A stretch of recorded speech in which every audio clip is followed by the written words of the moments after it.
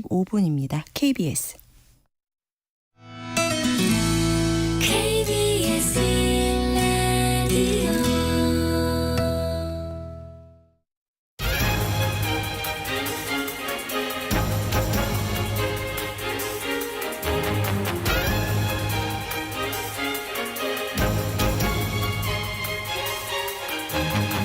오늘 아침 일라디오. 안녕하십니까. 오늘 아침 일라디오 아나운서 오승원입니다.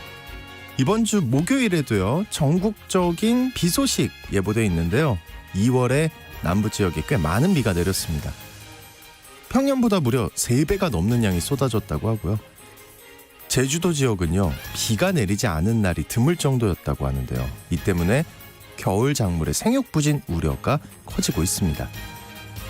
비가 지속되면서 일조량이 부족하다 보니 저지대 농작물들의 습해 피해가 꽤 많은 지역에서 나타날 것으로 예상되고 있고요.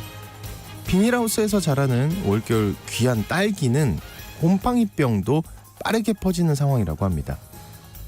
비 때문에 비닐하우스 환기를 제대로 못한 데다가 난방기까지 가동하다 보니까 습도가 높아지고 있기 때문인데요. 대표적으로 화훼 농가도 이런 상황이라고 하는데 상품으로 건질 수 있는 게 거의 없을 정도로 피해가 심각한 곳들이 많은 것 같습니다. 아무리 좋은 종자, 아무리 좋은 비료를 쓴다고 해도 농사는 날씨 도움 없이 성공시키기 어려운 일이겠죠. 이상기후 현상 때문에 우리가 걱정하는 문제도 결국 그런 문제인데요. 올해도 봄이 시작되기 전에 날씨 때문에 벌어지는 농가의 많은 어려움들을 어떻게 극복할 수 있을지, 점점 불확실한 날씨 변수에 대응할 방법에 대한 고민 많아지고 있습니다. 2월 27일 화요일 오늘 아침 일라디오 출발합니다.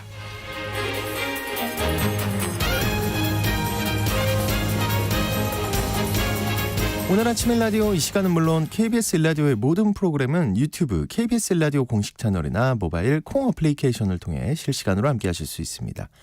화요일 해외 농업 소식 살펴보고요. 텃밭 가이드 시간에는요, 밭을 만들기 전부터 시작하는 병해충 관리에 대해 자세히 알려드리겠습니다. 텃밭 농사에 대한 궁금증이나 질문 있으시면 지금부터 문자 보내주시죠. 단문 50원, 장문 100원이 드는 유료 문자 샵 9730으로 지금부터 보내주시기 바랍니다. 유익한 정보와 살아있는 이야기가 있습니다. KBS 오늘 아침 일라디오. 다양한 해외 농업 소식 알아보겠습니다. 조윤주 외신캐스터님 나와주셨습니다. 안녕하십니까? 네, 안녕하세요. 그 유럽에서 농민 시위 있었다는 소식 최근에 네. 전해드렸는데 저 끝난 줄 알았는데 네. 그 다시. 장관이랑 잘 얘기했다고. 네. 농민들 요구사항을 다 들어주기로 했다. 그러니까요. 막 되게 멋진 반성도 했잖아요. 네. 우리가 프랑스 예. 총리가. 네. 아탈 총리였나? 네. 젊은 총리가 그쵸. 나와가지고 내가 그동안 뭔가 잘못했다. 그래서 저는 그 뉴스를 보면서 네. 되게 멋있다는 생각을 했거든요. 네. 근데 이게 뭔가요? 유럽연합 본부가 있는 벨기에 브뤼셀에서 농민들의 시위가 벌어졌어요. 네, 이제 뭐 프랑스에서는 농민들 얘기를 이제 전폭적으로 다 듣고 정책에 반영하겠다라고 밝혔는데 네. 사실 이제 유럽연합은 각 국가들이 또 각자의 입장이 있고 프랑스는 괜찮고. 네. 지금 유럽연합 전체적으로도 지금 농민들이 다 반발을 하고 있는 겁니다. 네. 네, 그래서 유럽연합 정상회의 이후에 약 3주 만에 유럽연합 농업장관 회의가 벨기에 브뤼셀에서 열릴 예정인데 여기에 바로 농민들이 다시 한 번 더 모이면서 수입 농산물 반대 그리고 소득 감소를 보전해 달라라면서 항의 시위 벌였습니다. 브뤼셀 경찰에 따르면 26일 날 브뤼셀 EU연합지구 일대에서 트랙터 무려 900여 대가 900여 대. 네, 집계를 했다고 하는데요. 그러니까 트랙터는 아시지만 승용차보다 훨씬 크고 높잖아요. 바퀴 하나가 거의 승용차 높은 만큼 되는데 그런 트랙터들이 거의 900대가 모였는데요. 유럽연합지구에는 집행위원회, 이사회 등 유럽연합 본부가 있습니다. 이제 사실 그 브뤼셀에서는 많아야 한 300대 정도 모일 거라 생각했는데 이게 900대까지 모이면서 유럽 곳곳에서 트랙터들이 속속 여기 도착하면서 도심 전체를 점령했습니다. 네, 그리고 아까 그 뉴스 영상을 잠깐 봤는데 시위가 좀 과격한 것 같더라고요. 맞습니다. 그래서 경찰들이 26일 오전 6시부터 유럽연합 본부 주변 도로를 통제를 했습니다만 소용이 없었습니다. 예, 트랙터가 바리케이트를 뚫고 들어와서 집행위 건물과 300m 떨어진 슈만 광장 인근까지 몰려들었고요. 트랙터 무리가 쉴 새 없이 들어오면서 경적을 울렸고 유럽연합 본부 주변에 배치되어 있는 진압 경찰에게 돌진하려고 아이고, 하는 아주 트랙터를 위험한 타고. 예, 예. 장면도 포착이 됐고 또 도로 한복판에 타이어 수십 개를 쌓아 올려서 불을 지르면서 굉장히 좀 위험한 모습도 연출됐습니다. 트랙터에는 유럽연합 남미 공동시장 자유무역협정 중단해달라라고 말하면서 수입 농산물은 공해다 이렇게 현수막을 내걸었습니다. 유럽연합은 각지에서 확산된 트랙터 시위에 농민들의 휴경 의무를 한시적으로 면제적으로 결정을 했고요. 또 우크라이나 농산물에 대해서 관세 면제 혜택을 사실상 제한하기로 하면서 대책을 내놨습니다만 농민들의 성난 농심은 달래지 못했습니다. 그리고 또 폴란드에서도 네. 농민들의 시위가 있었다면서요. 그렇습니다. 이 폴란드에서는 농민들이 우크라이나산 곡물을 160톤 철로에 완전히 쏟아버리면서 불만을 표출했는데요. 우크라이나산 이 싼 곡물 때문에 네. 폴란드 농민들이 피해를 본다. 뭐 이런 주장이었습니다. 우크라이나 부총리는 농민들의 쏟아버린 곡물 사진을 인터넷에 올리면서 이 곡물은 폴란드 항구로 출발해서 유럽이 아니라 다른 나라까지 가는 농산물이다라고 말하면서 폴란드에 가는 게 아니다. 네, 네, 오해 소지가 있다. 뭐 이렇게 하고 있는데요. 이 파격적인 행동 때문에 벌써 이런 일이 네 번째 벌어지고 있고 농산물은 봉인된 상태로 다른 나라로 가는 거였다라고 해명했습니다. 근데 얘기 듣다 보니까 폴란드 농민들이나 뭐 유럽의 농민들이 다 이 우크라이나산 농산물에. 네, 그게 사실 이게 2022년에 전쟁이 시작되면서 우크라이나산 곡물이 수출이 막힌 거죠. 해상이 완전히 막히기 때문에. 그래서 유럽연합은 그 지원책 일환으로 우크라이나 곡물에 대해서 이제 관세, 수입 할당량을 폐지를 해주고 이 곡물을 섞일 수는 없으니까 유럽을 통해서 뭐 중동, 아프리카, 아시아 지역으로 수출할 수 있도록 해줬는데 문제는 유럽 농민들 주장은 이게 투명하게 거기까지 가지 않고 유럽에 이제 일정 물량이 풀려버린다. 풀린다는 거죠. 그렇게 되면은 열심히 농사를 지었는데 아이고. 싼 농산물이 들어오게 되면은 가격 경쟁이 떨어지는 거죠. 그래서 피해를 보니까 이거를 안 된다라는 거죠. 그래서 이제 이 화가 나서 결국 쏟아버린 건데 어쨌든 이 폴란드 비롯해서 인접 국가들에 있는 농민들은 이 우크라이나산 농산물이 유럽 전역에 풀리면서 전반적으로 농산물 가격을 떨어뜨린다라면서 이제 불만을 표시를 하고 있는 거고요. 지난 20일에도 메디카 국경 검문소에서 우크라이나 곡물을 싣고 지나가던 화물 열차를 멈춰 세우고 실려 있었던 곡물을 철로에 쏟아버린 시위를 벌이게 됐었다고 합니다. 그렇군요. 그 중국 얘긴데요. 네. 중국이 남중국해 등 이 영유권 분쟁 해역에서 준 군사 조직을 동원해서 주변국들을 위협하고 있다고요. 네, 이 맞습니다. 준 군사 조직이라는 게 뭘까요? 네, 해상 민병대라는 조직이 있는데요. 네. 이 해상 민병대는 평상시에는 어업을 하다가 전시에는 군인이 아니군요. 네, 군으로 편입되는 비공식 부대입니다. 아, 군인이긴 하네. 네. 예. 네, 중국 정부는 군대가 아니다. 네. 잠깐만. 어머, 중국에서 오셨나 봐요. 니하오. 네. 네. 그래서 18세부터 35세까지 중국 어민들이 의무적으로 이 해상 민병대에 가입을 해야 된다고 합니다. 이해가 됩니다. 네, 이제. 아시겠죠? 약간 어떤 민방위 느낌인지 같은 알겠어요. 느낌? 네, 그래서 근데 나이가 굉장히 어려요. 네. 18세에서 35세. 네, 그래서 해군의 재정력 지원을 받고 있고 해군과 해경에 의해서 중국의 세 번째 해상 부대다라는 그런 별명도 있다고 합니다. 네. 중국은 상대국이 군사적으로 대응하기 어렵도록 해상 민병대 활용해서 이제 회색지대 전략 이걸 쓴다고 하는데요. 네. 미 해군의 참모대학 중국 해사연구소에 따르면 해상 민병대가 중국 지방정부가 세운 소규모 군사 조직이고 중국 해군의 승인을 받고 움직인다 이렇게 설명했다고 합니다. 이야, 네, 머리 좋네요. 그렇죠. 네. 그러니까 해상 민병대가 준 군사 조직 좀 맞는 것 같고요. 네. 구체적으로 어떤 역할을 하는 거예요? 이제 크게 두 부류로 나눠진다고 하는데요. 하나는 일반적으로 고기잡이 선단인데 평소에는 어업 활동을 하다가 영해 활동을 하는 중국의 해군이 요청을 하면 와서 이제 보조를 해주는 겁니다. 그렇군요. 네. 네, 또 다른 하나는 전업으로 활동하는 해상 민병대인데요.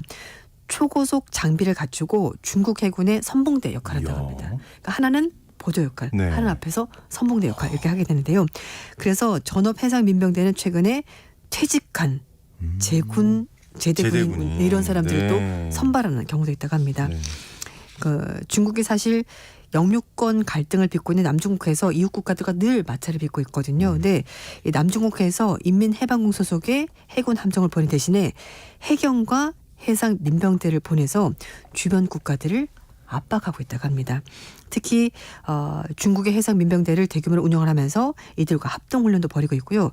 실제로 작년 12월 달에 영토 갈등을 빚고 있는 필리핀의 베타적 경제 수역에 있는 훌리안 필리페 암토 주변에서 네. 해상 민병대 선박 135척이 정박을 하면서 물대포를 활용해서 필리핀 해경을 공격하고 그래서 논란을 빚기도 했습니다. 근데 처음에는 어업 활동을 하니까 이 필리핀 해경이 공격하기도 좀 그렇겠네요. 애매한 거죠. 민간인 같으니까. 그렇죠. 네. 그렇지만 배 무기도 있고 좀 그런 겁니다. 네, 그러다 네, 보니까 네. 이제 이게 문제가 되는 건데 2021년에도 중국 선박 200여 척이 해당 해역에 머무르면서 두 나라 간의 갈등이 증폭된 적이 있었습니다. 그렇지만 중국 외교부는 해상 민병대가 중국 해군의 지시를 반대한 점을 공식적으로 부정하고 있습니다. 아니다. 네. 왜냐하면 뭐라고 하나요, 그러면? 어업 활동하는 이제 선박이니까 네. 정상적인 어업 활동하는 중국의 민간 어선이다 이렇게 말하면서 파도가 거칠어서 그걸 피해서 거기에 정박하고 있었을 뿐이다. 이렇게 얘기를 하고 있습니다. 암초 주변에요? 네. 파도가 세서? 암초 때문에. 아, 그래요? 네. 근데 이거를 증명할 방법은 없습니다. 그렇죠. 그렇죠. 아, 네. 그럼요. 네. 그러니까 이제 주변 국가들은 심증은 있지만 이렇다 할 물증이 없기 때문에 어떻게 할 수가 없는 거죠. 이제 우리도 방송을 알고 있지만 더 이상 물어볼 수는 없다. 그렇습니다. 그렇군요. 네, 맞습니다. 그런 거 있잖아요. 세계에서 가장 비싼 식재료 그 중에 네. 하나로 알려진 그 송로버섯. 전 이름만 들어봤어요. 본 적도 저도요. 없는데 30년 전에는 근데 이게 돼지 사료로 쓰였다. 맞나요? 이런 말이 있네요. 중국에서 그랬다고 합니다. 중국에서요? 네, 유럽은 원래 이게 워낙 비싼 식재료였다고 하는데 중국에서는 송로버섯이 있었는데 그걸 몰랐다는 거죠. 그런데 이제 최근에 중국산 송로버섯이 많이 수출되면서 중국 측에서 우리 그 예전에 그냥 돼지 사료 썼던 거야. 네. 이렇게 얘기를 했다라는 겁니다. 중국이 2022년에 잠깐만요. 송로버섯이 트러플이었네요. 네, 맞아요. 트러플 잘 알죠. 근데 이제 그게 워낙 조금 세잖아요. 그러니까요. 막 그리고 갈아 먹잖아요. 그 실물을 보기도 좀 힘들기도 하고 트러플 소금이 있긴 합니다. 근데 진짜 알죠. 적은 양이 예, 들었습니다. 예, 근데 예. 향이 워낙 강하기 때문에 그렇죠. 적은 양을 써도 되긴 하는데요. 중국 해관 청소에 따르면 중국이 작년에 32.5톤의 냉동 또는 송로버섯 수출하면서 1년 전보다 공급량이 거의 58% 이야. 증가했다고 해요. 네. 근데 중국 측 얘기로는 1994년까지 그 가치를 몰랐었고 그래서 송로버섯이 이게 이제 양식이 안 되고 야생에 있는 거거든요. 그래서 돼지를 이용해서 그걸 찾아냅니다. 돼지가 그 냄새를 잘 맡거든요. 유럽에서도 그렇게 하고 있습니다. 네. 그래서 그냥 돼지가 먹었던 사료였다. 이렇게 얘기를 한 건데요. 야, 멋있다. 플렉스죠. 좀 플렉스 있습니다. 그래서 네. 중국 송로버섯이 지금은 세계 생산량의 80% 차지하고 있고요. 그중에서도 윈난성이 60% 생산하고 있습니다. 윈난성이 생산한 송로버섯은 연간 300톤이고 프랑스에 생산하는 연간 생산량보다 10배가 많다고 합니다. 그렇다 보니까 이제 좀 중국산 송로버섯이 많아지게 된 건데 중국산 특징 일단 가격 경쟁력이 있습니다. 그렇죠. 양이 이렇게 많은데요. 그래서 네. 프랑스산보다 가격이 8분의 1 굉장히 쌉니다. 그리고 그러다 보니까 프랑스산과 섞어서 파는 압덕업자들도 등장하고 있습니다. 그래서 사우스차이나 모닝포스트는 중국산 검은 송로버섯은 프랑스산과 염계 서열이 거의 96% 비슷하다고 합니다. 그러니까 일반인은 모른다고 거의 봐야 되겠죠. 똑같네요. 네, 네. 그러니까 이렇게 섞어 파는 그런 일까지 벌어지고 있다고 합니다. 어쨌든 막 사람들이 그러잖아요. 세계 3대 식재료다. 네. 송로버섯. 역시 전 중국이 멋있네요. 네, 뭐 대륙의 기세? 대륙의 기세? 클라스. 클래스에서 예. 송로버섯, 야, 캐비어, 프라가. 이 정도는 뭐 네. 돼지 사료죠. 송로버섯. 네, 그런데 이제 어디 어쨌든- 사람이 먹어요. 네.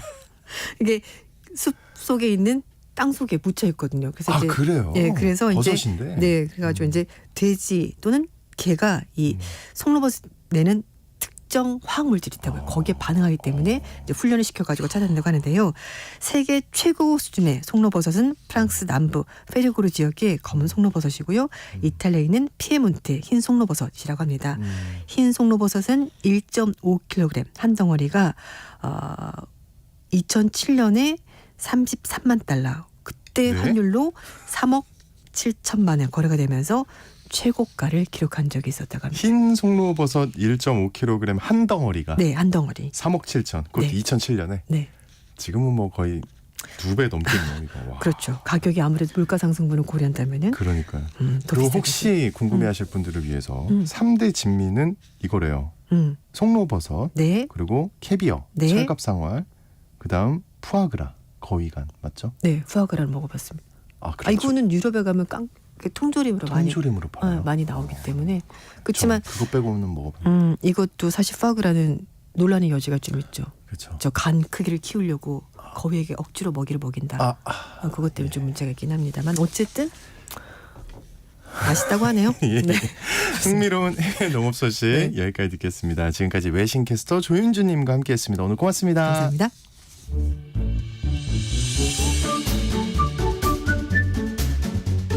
아침을 여는 기분 좋은 습관. KBS 오늘 아침 1라디오.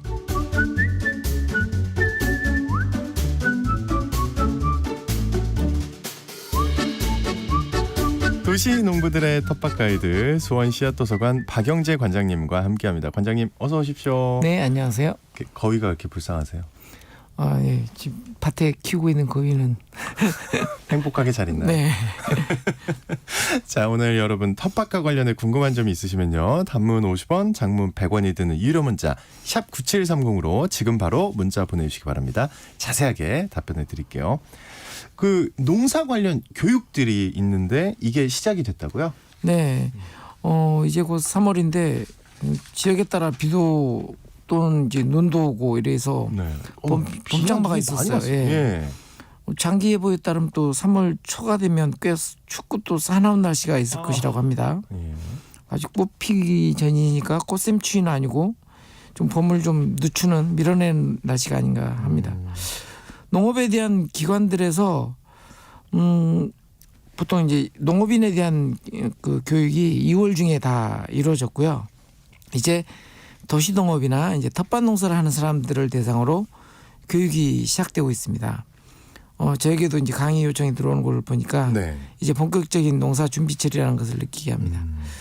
다양한 분야에 대한 교육을 받게 되면서 실습용 텃밭도 제공하기 때문에 연초에 텃밭을 분양받지 못하신 분들은 교육을 신청해서 텃밭도 얻고 또 실습을 함께 해서 이 방송이나 또는 이론으로 공부하는 것과 달리 실용적인 어떤 기술을 습득할 수 있는 좋은 기회입니다. 네. 농사에 대해서 막연한 두려움을 떨쳐낼 수 있는 좋은 기회니까요. 많이 신청하시기 바랍니다.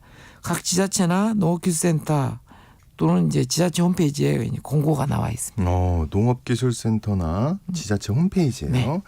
좀 부지런히 좀 찾아보셔야 되겠네요. 왠지 네. 이 내용을 아는 분들은 신청을 굉장히 할 것 같은데. 네. 자, 오늘 내용 어떤 거 살펴보나요? 우리가 이런 교육 과정에서도 그렇지만 이 시간 통해서도 질문을 가장 많이 올리는 내용이 병해충에 대한 그렇죠. 것이 굉장히 많이 많죠. 예. 예. 예. 그 중에서도 어떤 약을 줘야 하는지 묻는 질문이 가장 많습니다. 저는 참고로 약을 선전하는 사람도 아니고 또 약을 사용하지 않기 때문에 네, 네. 답변을 못 드리고 있는데요. 네. 풀과 병해충이 농작물 수확량을 줄이는 비율이 35%에 달한다고 합니다. 네. 제초제는 비록 좀 비교적 단순해서 풀만 이렇게 잡는 네. 그런 거라서 좀 단순하긴 하지만 병해충은 또 워낙 다양하고 그래서 좀 어려움이 많은 것이 사실입니다. 하지만 텃밭 농사는 자가 소비를 위한 농사이지 그렇죠. 판매를 위한 농사가 아니잖아요. 네. 그래서 친환경을 위한 농사가 되어야 합니다. 텃밭과 도시농부를 위한 이런 법률이 있어요. 도시농업 지원법률이라고 그래서 이것에서도 친환경을 언급하고 있습니다. 따라서 농사법에서도 가장 마지막에 어쩔 수 없는 지경에 이르러서야 사용하는 것이 이제 화학적 방제예요. 농약이라고 하죠. 네. 네. 하지만 그 이전에 미리 그런 지경에 이르지 않도록 예방하는 것을 너무 게을리해서 철회된 경우가 많습니다. 조금 수고롭지만 예방할 수 있는 방안을 두고 마지막 방법에 의존해서는 안 됩니다. 농약이란 말이 워낙 많은 사람들한테 거부감이 그렇죠. 있잖아요. 예. 그래서 이름도 바뀌었어요. 예, 뭘로 작물 보호제라고 해서 긍정적으로 바뀌었군요. 네. 예. 이렇게 이름이 바뀐 이유도 결국 거부감 때문이거든요. 네.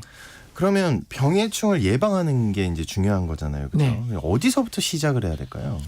예방하는 방법은 씨앗이나 모종 묘목의 구입 단계에서부터 시작이 됩니다. 모든 씨앗들은 이제 병에 감염되지 않도록 하는 정자 소독을 거쳐서 이렇게 출하가 되고요. 네. 모종과 묘목의 경우에도 바이러스 프리 묘라 그래서 바이러스에 감염되지 않은 상태로 길러져 출하가 이루어집니다. 따라서 이런 종자를 확인할 필요가 있고요. 묘목도 그런 상태의 묘목인지를 확인해서 구매하는 것부터 시작해야 합니다. 특히 해외에서 도입된 묘목도 통관 절차를 통해서 이런 모든 확인 절차를 거친 이후에 출하가 되기 때문에 관련 확인 서류를 살필 필요가 있습니다. 혹여 농가에서 직접 생산한 씨앗의 경우에도 종자 소독을 거쳐서 육묘를 합니다. 열 소독을 하기도 하고요. 유황 소독과 같은 과정을 거칩니다. 종자 소독. 네.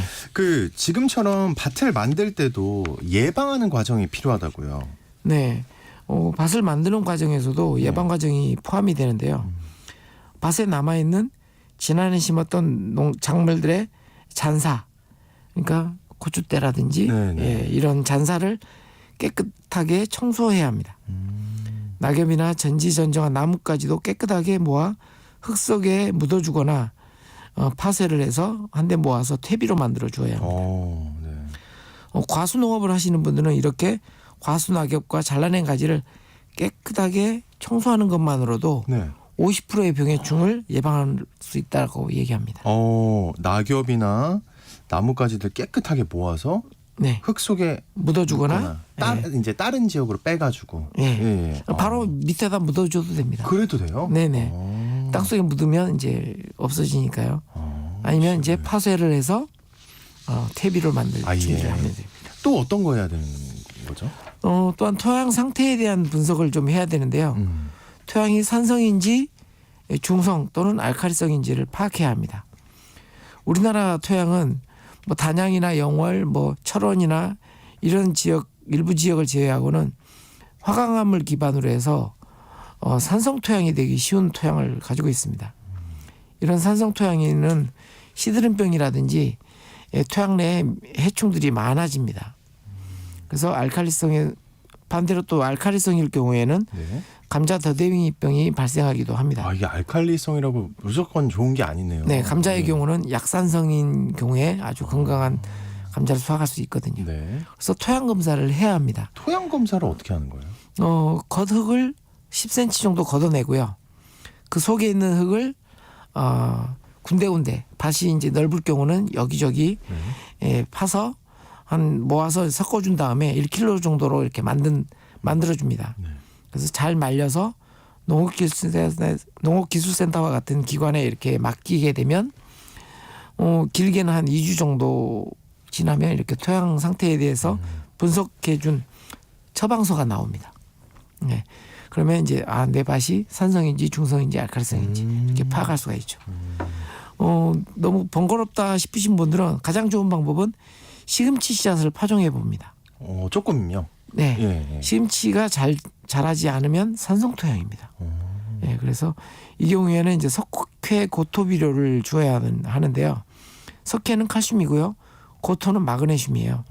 그래서 석회 고토 비료를 뿌리게 되면 토양을 중화시키는 효과가 있습니다. 이제 뿌리는 양은 300평당 200kg 정도니까 5평짜리 10평짜리 텃밭에서는 1, 2kg 정도면 충분히 이렇게 토양 중화 효과가 있습니다.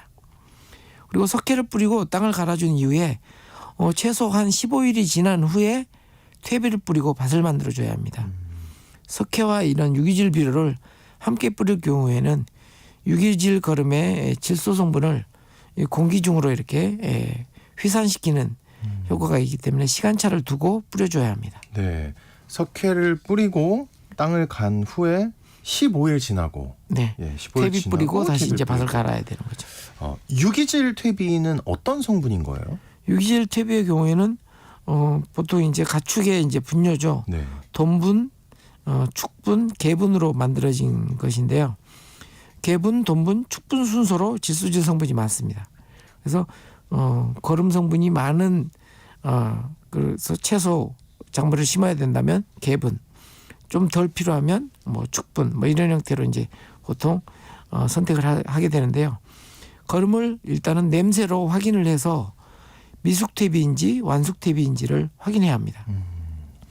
흙냄새에 가까운 냄새가 가장 좋은 완숙 상태의 퇴비입니다. 냄새로 확인할 수 없는 경우에는 싹이 빨리 돋는 배추씨, 무씨, 콩씨앗 또는 옥수수 씨앗을 퇴비에 이렇게 파종을 해봅니다. 네. 적당한 온도 한 20도 정도 적당한 온도에다가 물을 줘서 이렇게 파종해 놓으면 보통 이 씨앗들은 한 4일 정도 지나면 싹이 나오거든요. 네. 만약 싹이 나오지 않으면 미숙 퇴비로 판단해도 됩니다. 그래서 퇴비를 받으면 그대로 쌓아두었다가 그 다음에 사용하시는 분들도 많아요. 일부러 완숙 퇴비를 만든 다음에 네, 네. 그런 이제 생각도 하셔야 되고요. 그래서 퇴비를 구입하실 때도 반드시 그런 확인 절차를 거치셔야 합니다. 네. 그리고 이랑을 만드는 것도 중요하잖아요. 네. 그 이랑을 만들 때 주의할 점이 있다면서요. 네, 이랑을 만드는 과정에서도 물이 고이는 곳이 생기지 않도록 해야 합니다. 요즘 특히 중요하겠네요. 네. 예. 요즘 뭐 제주도에도 계속 그러니까 비가 안 오는 10일 날이 이상 비가 왔다고 예. 하죠. 예. 그래서 토양 수분이 60% 이상이 되면 선충과 같은 토양 해충이 많아집니다. 그래서 배수를 위해서 고랑을 만드는 작업을 할 때 함께 이웃과 함께 협력을 해야 합니다. 아 그래요? 나만 잘 만들어 놓아도 안 되죠. 이웃 밭으로 이렇게 거쳐서 물이 빠지거나 아니면 이웃 밭에서 내 밭으로 이렇게 물이 스미실 수도 있기 때문에 나만 끝났다고 끝난 게 아니군요. 네. 예. 그래서 고랑을 만들 때는 좀 같이 협력을 해야 됩니다. 그리고 물을 주는 간격도 보통 밭에 가면 작물이 안 나와 있으면 물부터 주려고 하거든요. 그러면 또 너무 습해지죠. 그죠? 그래서 물을 주는 간격은 보통 한 10일 정도 간격으로 너무 과습하지 않게 이렇게 해야 하고요. 작물을 심을 때에도 너무 이렇게 가까이 비좁게 심게 되면 공기 순환이 원활하지 않아서 습도가 올라갑니다. 그래서 좀 작물을 넉넉한 간격으로 심어줘야 되고요. 그다음에 주변에 잡초가 많아도 또 이게 잡초가 습도를 올리죠. 네, 그래서 잡초 관리도 잘 해줘야 합니다. 굉장히 부지런해야 되네요, 진짜. 네. 근데 만약에 내 밭은 좀 작은데 네. 이웃 밭은 엄청 큰 거예요. 근데 이랑 할 때 불러가지고 그 큰 밭을 가진 분이 좀 같이 해야 되지 않냐. 네. 근데 내 밭은 작잖아요. 네. 이럴 때 어떻게 해요? 그래도 같이 이제 레벨을 맞춰줘야죠. 레벨은 맞출. 예, 그거는 맞춰줘. 고랑의 레벨을 맞춰. 예, 알겠습니다. 넓은 밭도 도와드려야죠. 너무 이웃 텃밭 이웃하고 잘 지내는 게 예. 굉장히 많은 도움을 받습니다. 사실. 그래요? 네. 내가 도움을 주기만 할까봐. 그렇지는 않습니다. 알겠습니다. 그 해충들 예방하기 위해서도 동반 작물을 잘 선택해야 한다고요. 네. 지난 시간에도 이제 이런 동반작물에 대한 강조를 많이 해드렸는데요. 네. 해충들은 바이러스나 세균을 옮기는 역할을 합니다. 특히 즙을 빨아먹는 진딧물이나 총체벌레 같은 벌레들이 이런 역할을 하는데요. 따라서 이런 해충들이 싫어하는 메리골드와 같은 동반작물을 심는 것이 좋습니다. 뭐 허브나 꽃작물들이 이런 역할을 한다고 알려드렸는데요. 네, 저번 시간에 우리 네. 말씀드렸죠. 미리 알아보기 위해서는 노란 끈끈이 트랩이라고 하는 게 있어요. 이게 특히 이제 총체벌레나 이런 진딧물이 노란색을 좋아하거든요. 노란 끈끈이 테이프를 이렇게 작물 주변에 이렇게 놔두면 네. 이렇게 들러붙습니다. 그래서 총체벌레가 얼마나 되는지 진딧물이 어느 정도 있는지 이렇게 확인을 하는 예찰 활동을 할 수가 있거든요. 이런 것도 필요하고요. 한 번 걸리면 다른 작물로 또 전염이 급속하게 이루어지기 때문에 밭에 가서 농작업만 하지 말고요. 네. 이미 심어놓은 작물을 유심히 관찰하는 작업들이 굉장히 필요합니다. 작물은 농부의 발자국 소리를 듣고 자란다고 하는데요. 이런 보살핌이 작물과 농부가 함께 교감하는 시간이라고 봅니다. 이런 예방 활동이 모두 잘 이루어진다면 굳이 앞에서 말한 작물 보호제에 의존하지 않는 친환경 농업이 가능해집니다. 어렵고 수고로운 과정을 거쳐서 만들어지는 것이 바로 이런 친환경 네. 농산물이죠. 이런 과정을 직접 이제 텃밭 농사를 하다 보면 친환경 농산물을 생산하는 농부들이 정말 존경스럽고 전 말씀만 들어도 존경스러워요. 예. 친환경 농산물이 귀하다는 것을 알게 됩니다. 네, 맞습니다. 자, 여러분 텃밭과 관련해서 궁금한 점이 있으시면요. 단문 50원, 장문 100원이 드는 유료 문자 샵 9730으로 지금 바로 보내주시기 바랍니다.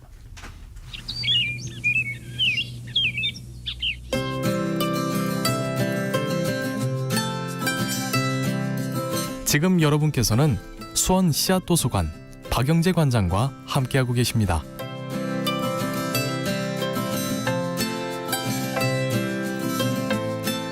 청취자 여러분의 많은 질문이 올라왔는데요. 그중 한 분과 전화 연결해서 직접 궁금한 질문 들어보겠습니다. 연결돼 있죠? 네, 안녕하세요. 네, 안녕하세요. 네, 어디 지역에 계신 누구신가요? 여기 저 화성에 있거든요. 화성이요? 진용운이라고 합니다. 아, 진 네, 선생님. 반갑습니다. 반갑습니다. 네, 안녕하세요. 네, 질문 편하게 해주시죠. 그 제가 라디오 통해서 좋은 정보 많이 접수하고 있는데, 제가 그 농장 운영한 지가 뭐 크게는 안 하지만 작게 하는데 20년 됐거든요. 20년. 오. 아, 네. 근데 이제 양파를 그 한 10년 심었는데, 네. 그 동해 방지 이제 얼지 말라고 낙엽을 덮어줬어요. 네네. 근데 그 지금까지 그 별 문제 없이 해마다 그 뭐 거의 뭐 99% 저 수확을 했는데, 올해 이제 웃구름 주려고 가서 보니까 네. 거의 다 죽었어요. 다 녹아버렸어. 아, 네. 그 마늘은 이사가 없거든요. 네네. 그래서 그 원인이 뭔가 이 낙엽 덮은 게 원인인가 그래서 여쭤보고 싶어서. 낙엽도 낙엽이지만 계속 심었던 자리에다 계속 양파를 아니 심으신 거예요? 이제 그 연작은 안 하고 네.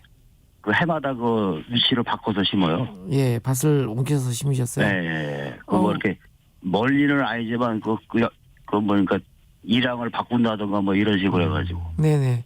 우리 들어온 질문 중에서 3882님이 마늘이 재배했는데 뿌리 쪽이 물렁물렁해졌다고 이렇게 하시는 분도 계시더라고요. 근데 보통 이제 파라든지 마늘에 오는 질병은 되게 이제 그 무름병인데 한번 그 양파 뿌리 쪽을 한번 파 보셨어요?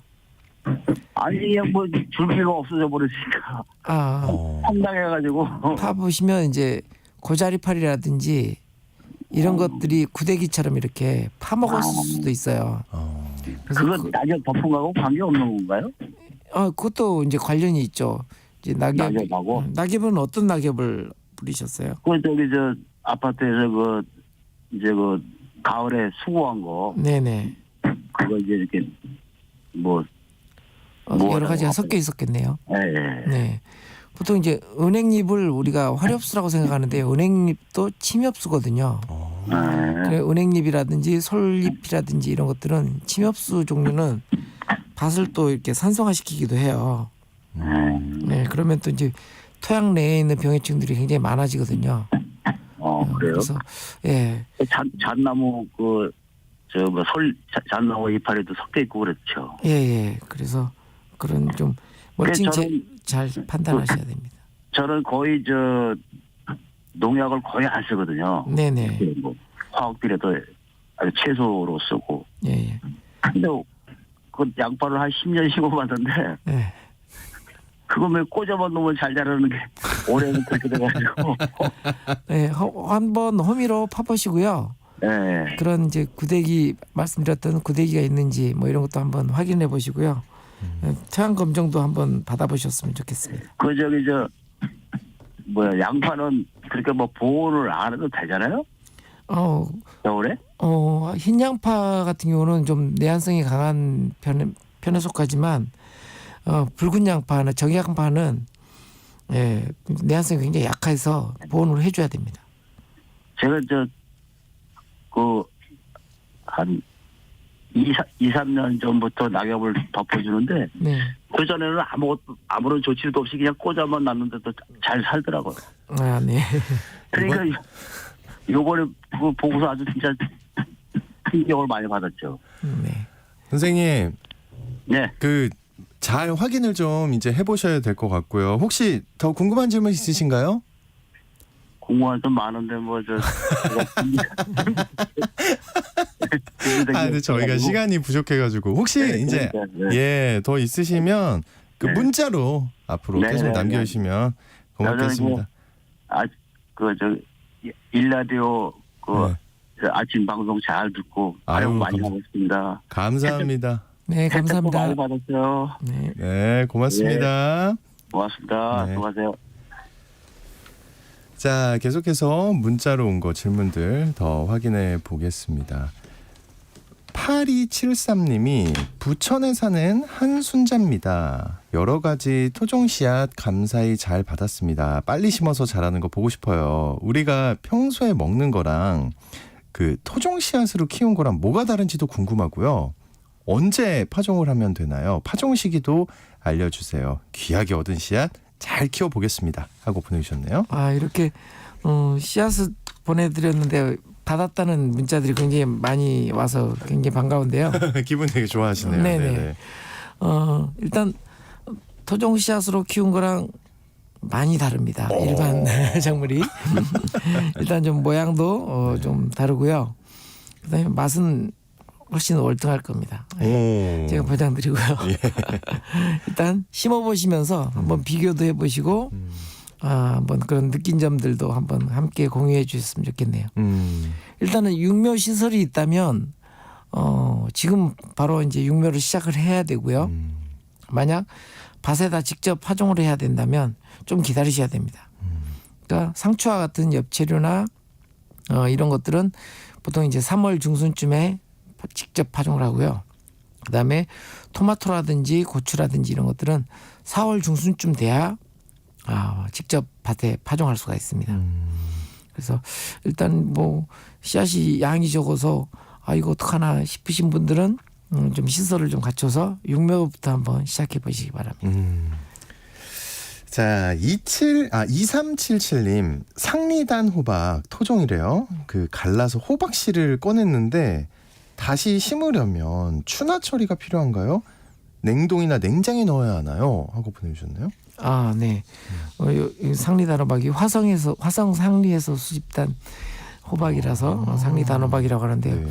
아주 당도가 높은 아주 좋은 단호박 종류입니다. 네. 이런 호박 씨는 추나 처리가 별도로 필요 없고요. 우리가 추나 처리는 산나물 종류나 가을보리, 가을밀 같은 거는 이렇게 추나 처리를 하는데요. 추나 처리가 뭐예요? 씨앗을 물에 불린 다음에 냉동실에 얼렸다가 꺼내서 이렇게 파종하는 그런 것을 얘기하는데요. 네네. 이런 단호박이라든지 여타 다른 작물들은 이런 추나 처리가 별도로 필요가 없습니다. 없다. 네. 네.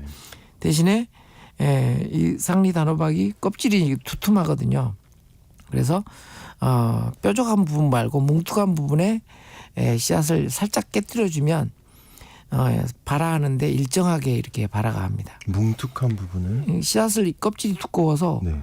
이 싹이 밀어낼 때 빨리 밀어내는 애가 있고 빨리 밀어내지 못하는 애가 있어서 빨리 싹 트는 애, 빨리 늦게 싹 트는 애 이렇게 나뉘어지거든요. 예, 예. 근데 일정하게 이렇게 싹 트게 하려면 싹이 그러니까 떡잎이 있는 쪽, 그러니까 둥근 부분이죠. 뾰족한 부분이 있고 둥근 부분이 있거든요. 씨앗도 모양을 보면 둥근 부분에 살짝 이렇게 그 상처를 내서 일정하게 이렇게 벌리고 나올 수 있도록.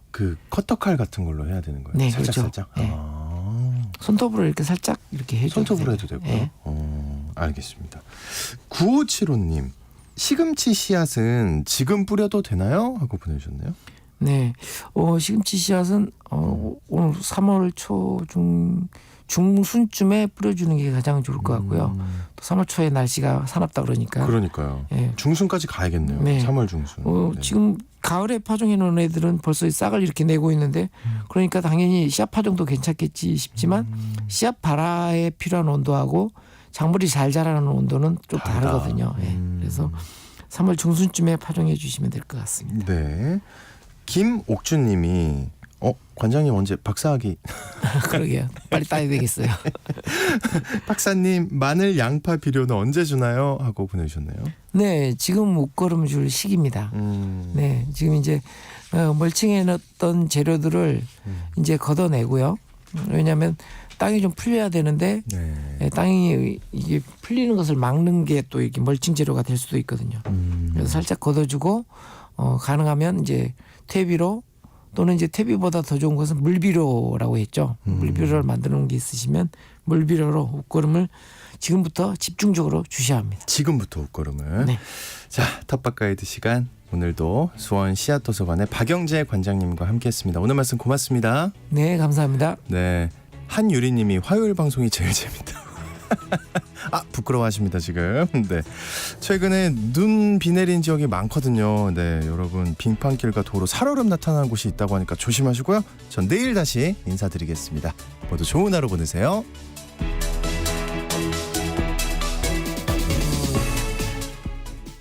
여보, 올해 공익직불금 신청이 2월 1일부터 4월 30일까지래요. 2월 1일부터 2월 29일까지는 지난해와 변동사항이 없는 농업인을 대상으로 휴대폰으로 신청하도록 문자가 온다고 하네요. 안내 문자를 받지 못했거나 신청을 못했으면 어떡해요? 3월 4일부터 4월 30일까지는 농지 소재지 읍면동에 방문하여 신청할 수 있으니 그때